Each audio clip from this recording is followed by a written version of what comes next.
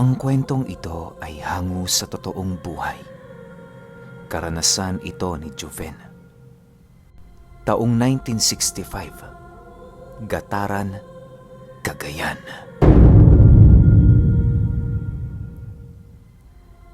Itong mga panahong ito, kakarating lang ni Joven at ng kanyang pamilya sa Gataran. Tubong tugigaraw sila at naisipan lamang nilang lumipat ng Gataran para mapangalagaan ang ilang hektaryang lupain na minana ng kanyang ama sa mga magulang nito. Bagaman sa tugigaraw na nagkaisip at lumaki si Joven, wala siyang magagawa kundi sumunod sa nais ng kanyang pamilya. Sa ilang araw nilang pananatili doon, naging maayos naman ang lahat. Kalahati ng ipon nila noon ay nagastos na nila sa lugar para lamang maging maayos doon ang kanilang pamumuhay. Dahil sa magaling makisama noon ang kanyang ama, kung kaya't hindi naging mahirap para sa kanila na humanap ng mga kaibigan sa paligid. Masasaya at mababait ang mga mamamayan sa Gataran, kaya na may naging mainit ang pagtanggap sa kanilang pamilya. Isang araw, habang naglilinis sila ng kanilang bakuran, narinig ni Joven ang biglaang pagsigaw ng kanyang ina nang sa hindi malamang dahilan. Dahil sa pangyayaring yon, dali-dali naman niyang nilapitan ang kinaroroonan nito upang matingnan kung ano ang nangyari. Pagdating niya sa lugar, bumungad sa kanyang mga mata ang kanyang ama na kalong-kalong ang kanyang ina. "Tay, ano pong nangyari?" Nag-aalalang tanong ni Joven sa kanyang ama. "Natuklaw ng ahas ang nanay mo, anak. Tulungan mo ko, bilis!" Sagot naman ng kanyang ama. Matapos nilang mag-usap, agad namang tumakbo si Joven patungo sa baryo upang maghanap ng taong makakatulong sa kanyang ina. Habang siya ay nananakbo, panay naman ang kanyang pagsigaw ng tulong sa mga taong naroon. Sa pagpapatuloy ng ganoong pangyayari, gulat na gulat noon si Joven sa kadahilan ng kitang-kita niya ang mga taga-baryo na nakatitig lamang sa kanya habang walang ginagawa. Ni sumagot sa kanyang mga katanungan ay animoy nagbibingi-bingihan ang mga ito na parabang wala silang nakikita o naririnig. Ilang minuto pa ang lumipas, merong batang nagturo sa kanya ng daan patungo sa isang lugar na naroon sa gilid ng baryo. "Dumiretso lang ho kayo. Sa dulo niyan makikita niyo ang bahay ni Apo Inan." Wika ng bata paglapit ni Joven. Matapos nitong makapagsalita, agad din naman yung tumalikod sa kanya at mabilisang naglakad papalayo. Dahil sa marami pa siya noong iniisip na bagay, kung kaya't agad din naman siyang kumaripas ng takbo patungo sa bahay ng sinasabing manggagamot. Ilang minuto pa ang lumipas, narating ni Joven ang isang malaking tahanan na kung saan merong napakagandang bakuran. Sa ilalim ng lilim ng isang puno ay naroon ang matanda na merong kasakasamang maliit na bata na nakatalikod. Nang masipat yon ni Joven, agad din naman siyang pumasok sa pintuan ng bakuran sa kabila ng mga asong nakahiga sa lugar. Habang tinatahak niya ang daan papalapit sa matanda, bigla naman siyang natigilan sa kanyang kinaroroonan nang maramdaman niya ang pag-angil ng iilang mga asong dahan-dahang tumatayo. Pagsilay niya sa mga ito, laking gulat na lamang niya nang masipat niya yung halos pumantay na sa bewang niya. Alam ni Joven na malalagay siya sa alanganin sa oras na sunggaban siya ng mga asong yon, kung kaya't pinili niyang manatili habang kalmadong tinatawag ang matanda. "Magandang umaga ho. Kayo ho ba si Inan? Tinuro ho kayo dito ng isang bata." Wika ni Joven sa matanda. Matapos nitong makapagsalita, agad naman niyang nasipat ang matanda at bata na tumayo mula sa pagkakaupo. Sa pagharap nito sa kanya, bigla naman siyang nakaramdam ng takot sa kanyang katawan sa kadahilan ng papaanong nauna pa sa kanya ang batang yon, gayong nagmamadali siyang pumunta kanina sa bahay ng manggagamot. Bagaman nababahala na noon si Joven sa kanyang mga nasisilayan, ninais niya pa ring manatiling kalmado alang-alang sa kanyang inang natuklaw ng ahas. Ilang minuto pa ang lumipas, tuluyan na ngang nakalapit sa kanya ang matanda. Iniabot nito sa kanya ang kamay nito upang formal na magpakilala. Apo Inan ang tawag sa akin sa baryo. Kayo ba ang bagong pamilya rito? Anong kailangan mo? Nakangiting wika ng matanda habang patuloy siya nitong kinakamayan. Tama ho kayo, Apo Inan. Kami ho ang bagong pamilyang kakatira pa lamang dito sa Gataran. Manggagamot ho ba kayo? Ang nanay ko ho kasi natuklaw ng ahas. Hindi ho namin alam ang gagawin. Kaya kung maaari ho sana, tulungan niyo naman kami ho. Nababahalang sagot naman dito ni Joven. Nang marinig ito ng matanda, agad din naman siya nitong niyayang pumasok sa bahay nito. Hindi naman noon tumanggi si Joven sa kadahilan ng sa isip niya noon na baka kukuha lang yon ng kanyang mga gamit. Habang naghihintay siya sa loob ng bahay na yon, panay naman ang pakikipag-usap sa kanya ng matanda ukol sa nangyari sa kanyang ina.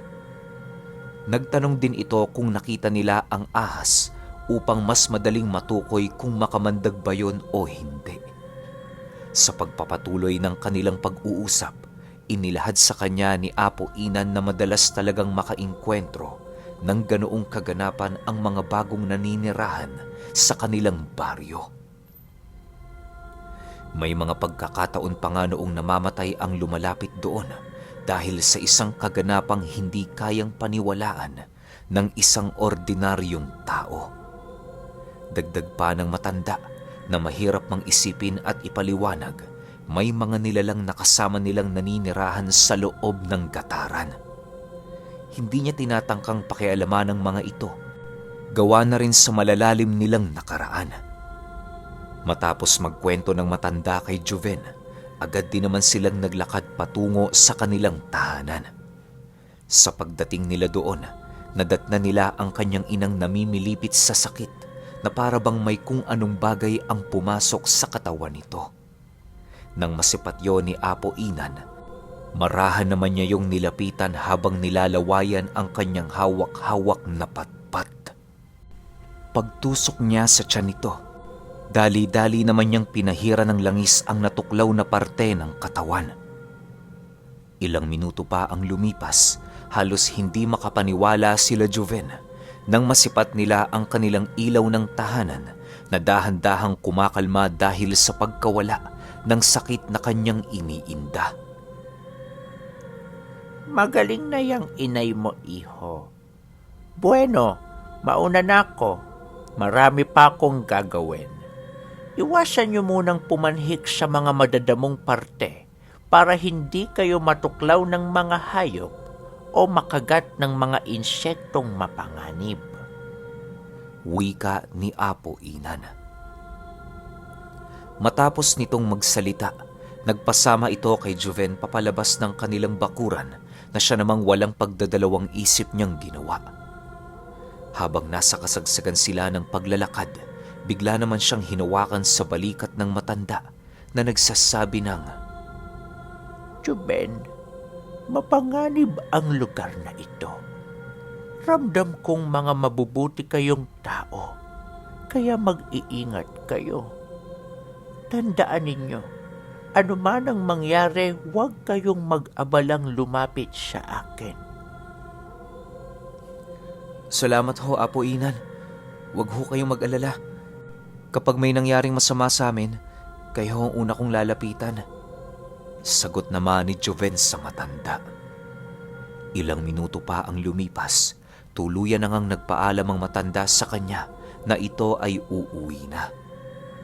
Sa paglayo ng matandang yon sa kanyang kinatatayuan, labis-labis naman ang kanyang pasasalamat sa tulong nitong ginawa sa kanyang pamilya.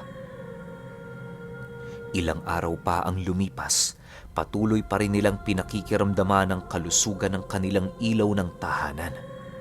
Labis-labis kasi noong nag-aalala ang ama ni Joven sa kadahilanang hindi nila nasipat ang ahas na tumuklaw roon kung makamandag ba o hindi. Dahil sa wala namang nararamdamang kakaiba noon ang kanyang ina, tuluyan na ngang napanatag ang kanilang mga sarili. Pansamantalang itinigil na muna nila ang paglilinis sa lugar nang sa gayoy hindi na muling maulit pa ang ganoong insidente.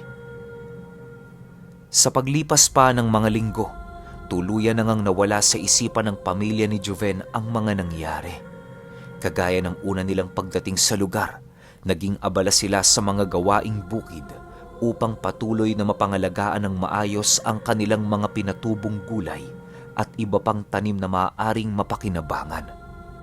Doble rin ang pag-iingat nila Joven noon sa pagbagtas ng daan sa bundok upang maiwasang makainkwentro ng mga mapanganib na hayop. Sa pagpapatuloy ng ganoong gawain nila sa bundok, may iilang mga bagay na nasisipat si Joven sa lugar na siyang halos umagaw ng kanyang atensyon. Ayon sa kanya, tuwing hapon kapag bumababa sila, may nasisipat siyang 4 na kataong nakatayo sa lugar na kanilang pinagsasakahan. Hindi naman ito kumukuha ng kahit na ano at para bang pumunta lamang ang mga panauhing yun sa bundok para pagmasdan ng kanilang pagbaba. Sa tuwing isinusumbong niya yon sa kanyang ama, kusa na lamang itong naglalaho ng sa hindi maipaliwanag na dahilan.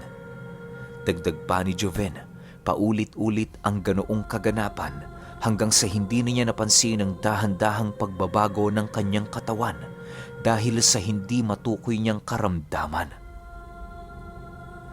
Nang mapagtanto ni Joven na meron ng mali sa kanyang katawan, agad naman niya itong ipinaalam sa kanyang mga magulang.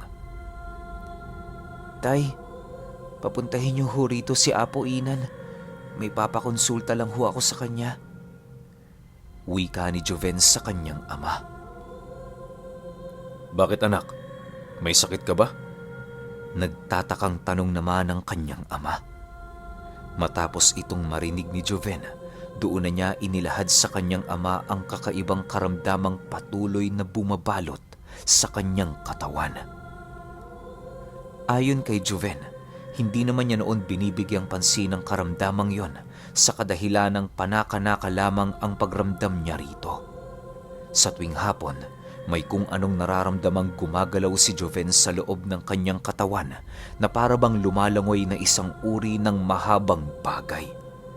Kapag umaga naman, nararamdaman niyang may kumakapit sa kanyang sikmura na kahit anong gawin niya, hindi niya kayang may alis sa pinagdikitan nito.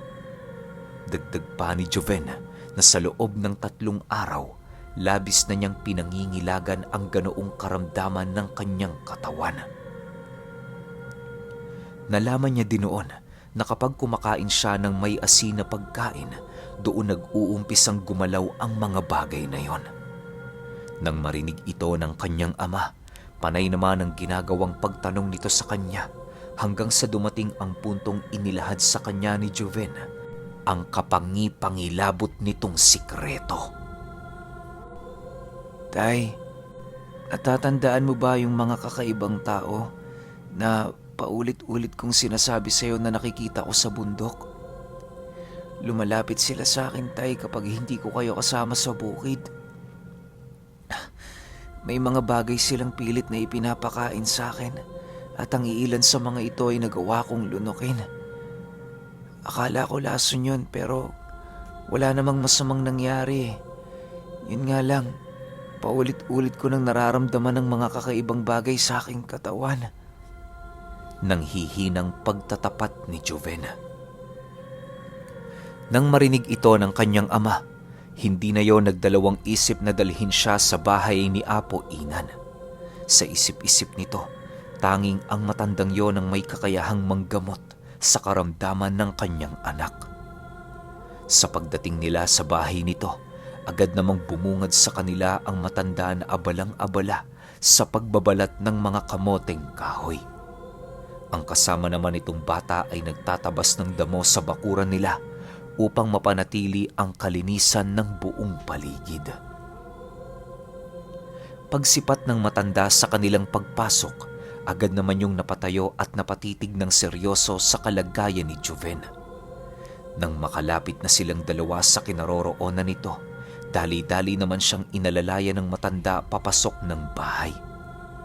Habang nasa kasagsagan sila ng paglalakad, panay naman ang pagbibigay babala sa kanya ng matanda ukol sa kasalukuyang sitwasyon ng kanyang buhay. Paghawak ng matanda sa kanyang dibdib, doon ito napagtanto na maaaring nayanggaw si Joven na may halong kulam.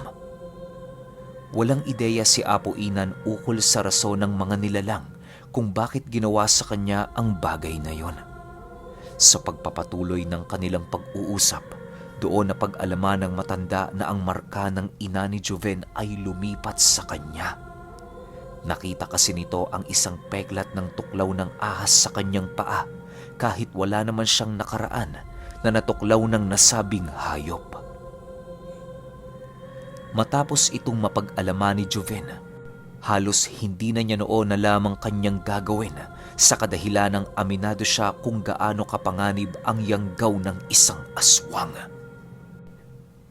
Ilang minuto pa ang lumipas, bigla naman silang naantala sa kanilang pag-uusap nang ipinasok na siya ni Apo Inan sa loob ng silid nito.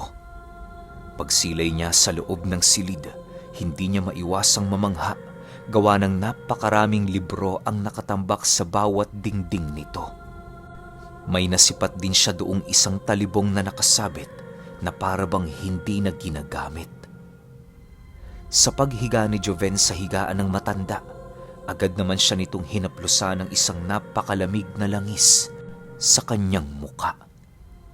Maya-maya pa, bigla na lamang nakatulog si Joven nang hindi niya namamalayan.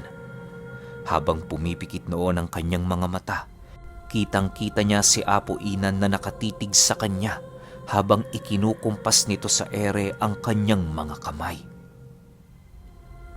Matulog ka na, Joven.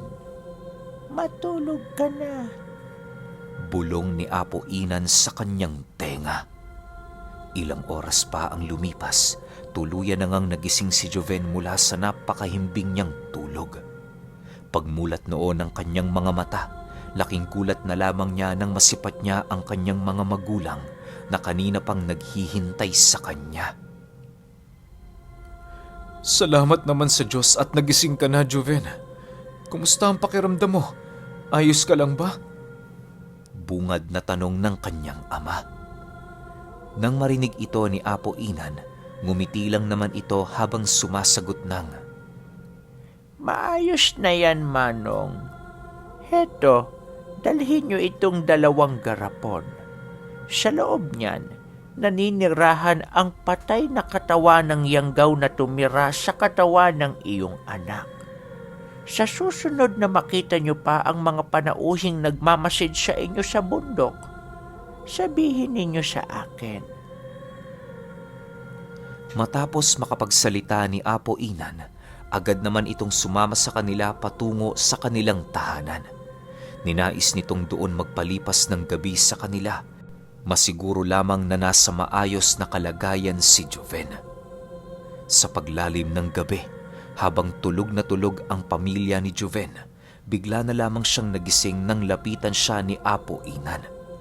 Pagtitigan nilang dalawa noon, dali-dali naman siya nitong tinulungang makabangon sa higaang kinaroroonan niya. Joven, magmadali ka.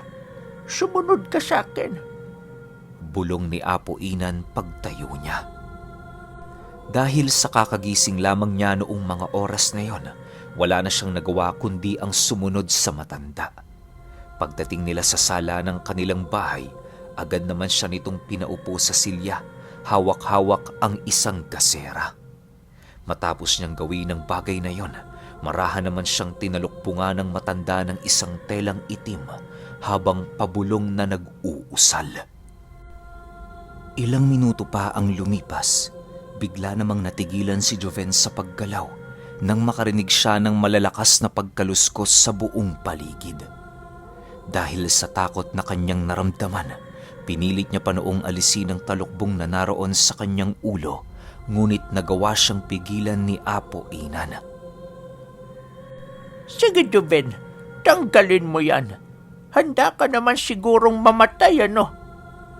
Paninindak ni Apo Inan sa kanya nang mapansin nitong tinatanggal niya ang talukbong na naroon sa kanyang ulo. Matapos nitong makapagsalita, wala nang nagawa si Joven kundi iasa na lamang sa matanda ang kanyang kaligtasan. Sa pagpapatuloy ng pagrinig niya sa mga nilalang na umaaligid, bahagya naman niyang nararamdaman ng kakaibang sakit na dahan-dahang umaahon mula sa kaila-ilaliman ng kanyang katawan. Habang namimilipit siya sa sakit, panay naman ang pagmumura ni Apo Inan sa paligid na para bang meron yung kaaway. Ilang minuto pa ang lumipas, bigla namang narinig ni Joven ang paghataw nito ng talibong sa pundasyon ng kanilang bahay na siya namang labis niyang ikinagulat. Sa pagpapatuloy ng ganoong pangyayari, halos maubos na ang kanilang gamit sa loob ng sala dahil sa paulit-ulit na pagtaga ni Apo Inan sa paligid. Wala naman siyang kakayahang pagsabihan ito, gawa ng patuloy niyang iniinda ang sakit ng kanyang katawan. Maya-maya pa, bigla namang naramdaman ni Joven ang pagkawala ng mga nilalang sa paligid at kasabay nito ang paghupa ng kanyang nararamdamang sakit. Sa pagbalik ng katahimikan sa buong paligid, sinabihan siya ni Apo Inan na iwasang pumanhik muna sa bundok. May posibilidad kasing balikan siya ng nilalang, gawa ng hindi pa tuluyang naghihilom sa kanyang katawan ang pinamahayan ng mga yanggaw. Ilang araw pa ang lumipas, pabalik-balik pa rin ang ganoong kaganapan sa kanilang lugar. Bagaman marami nang napapaslang si Apo Inan sa mga nilalang, ramdam na ramdam nila Joven ang labis nitong panghihina dahil sa patuloy nitong pagbantay sa bawat gabing dumaraan. Nang mapagtanto ng mga magulang ni Joven na malabo siyang tantanan ng mga nilalang, nagpasya na silang pabalikin ito sa lugar ng Tugigaraw. Yun na lamang ang natitira nilang naisip na paraan para malagay sila sa katahimikan. Bago umalis si Joven sa kanilang lugar, ibinilin sa kanya ni Apo Inan na iwasan ang kahit na sinong taong hindi niya kilala habang hindi pa lumilipas ang 1 taon. Maaari kasing habulin siya noon ng mga aswang na nais mangyanggaw sa kadahilan ng hindi pa rin naghihilom ang pinamahayan ng mga nakaraang yanggaw sa kanyang katawan. Bagaman walang kaide-ideya si Joven sa sinabi nito, nagpasya na lang siyang sundin ng maigi ang sinabi ng matanda. Sa pagdating niya sa lugar na kanyang kinagisnan, pansamantala muna siyang nanirahan sa pamamahay ng kanyang mga tiyuhin. Kahit papaano'y panatag na doon ang kalooban ni Joven dahil sa purong mga kadugo naman niya ang kanyang kasama sa loob ng tahanan.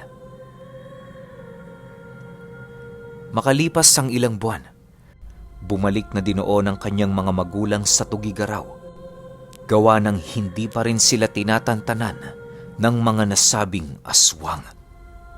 Hindi na din umano sila natulungan ni Apo Inan, gawa ng maging ito man ay nayanggaw ng mga aswang.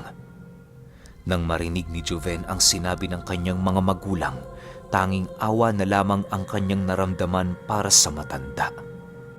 Gawa ng isinakripisyo nito ang sarili nitong buhay para sa kanilang pamilya. Makalipas ang ilang taon, nagpasya si Joven na bumalik sa Gataran. Matapos niya kasing mag-aral noon, labis-labis ang kanyang pagmamalabis na muling masilayan si Apo Inan.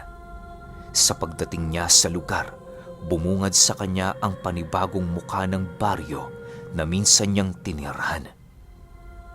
Dahil sa hindi pa naman gaanong nag-iba ang lugar, kung kaya't naging madali para kay Joven na matunto ng bahay ng matanda. Subalit, nang masipat niya ang lugar nito, laking gulat niya nang masipat niyang napakalayo na ng itsura nito sa dati nitong muka. Kung noon ay napakalinis ng lugar, Ngayon ay halos matambakan na yon ng napakaraming basura. Sa pagpapatuloy ng kanyang pagmamasid sa paligid, doon niya nasipat ang isang binatang nakatayo, kasama ang isang lalaking gusgusin. Paglapit niya sa mga ito, bigla na lamang siyang nakarinig ng pag-angil habang sumisigaw ng, "Huwag kang lumapit! Sige, subukan mo! Ayaw naming makapanakit. Lumayas ka na rito! Layas!" Nang marinig ni Joven ang sinabi nito, wala na siyang nagawa kundi ang tumalikod dahil sa kabang kanyang nararamdaman noong mga oras na yon. Bago niya tuluyang lisanin ang lugar, merong nakapagsabi sa kanyang pamilya na umano ng aswang ang mag-amang kanyang pinuntahan. Pinanggigigilan na yun sa baryo, gawa ng kapag umaga parang mga baliw ang mga ito. Hindi naman yon nananakit ng mga taga roon, kung kaya't hindi ito pinapaalis ng mga taong naninirahan sa lugar na yon. Dahil sa mga nalaman ni Joven, labis-labis na lamang ang awa niya sa mag-ama sa kadahilanang alam niya sa kanyang sarili na hindi magkakaganon ang dalawa kung hindi dahil sa pamilya nila. Kahit ngayong napakatanda na ni Joven, hinding-hindi niya pa rin malilimutan ang nangyari sa buhay niya noong minsang naging saksi siya sa isang pangyayari na manggagamot na niyanggaw ng aswang.